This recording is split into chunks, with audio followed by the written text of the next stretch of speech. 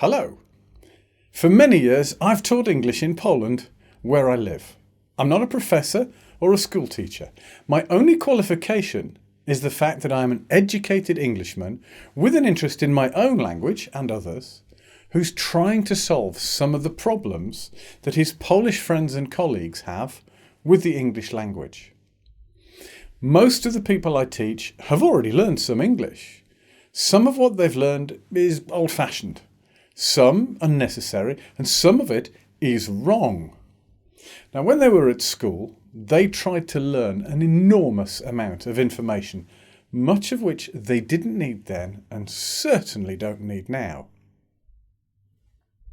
Most Poles have been taught that English is a very complex language, with thousands of rules, each with many exceptions, and that you must know and understand them before you dare try to speak.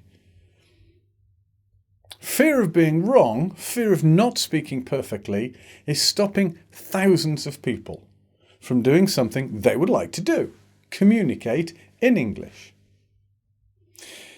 If you want to write sophisticated English literature, then it may be important to know the language as well as a university professor, and these films are not for you. However, if you want to speak and write clear, normal English, which can be understood by other English speakers all over the world, then you need to learn how to use a few simple tools, a few simple guidelines, and a handful of exceptions. And these films are for you. So, what will we cover in these films? I'm not trying to teach you everything about English. I've discovered from my students and discussed with many Poles the commonest mistakes that people make and the things they find difficult. It is just these challenges that we will tackle. It's normal for people to understand much more than they speak or write, so I'll concentrate mostly on giving you confidence with speaking and writing.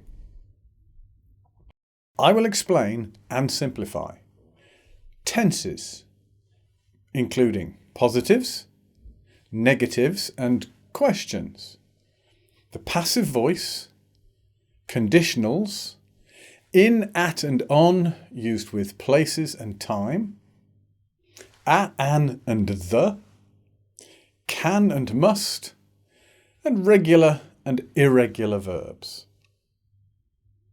Occasionally, you will see a section that looks like this. These contain stories, jokes, speculation, and personal bits that sometimes digress a little from the serious stuff. If you want to concentrate purely on the language part, then feel free to skip these sections. You won't miss anything crucial. But you will miss half of the fun.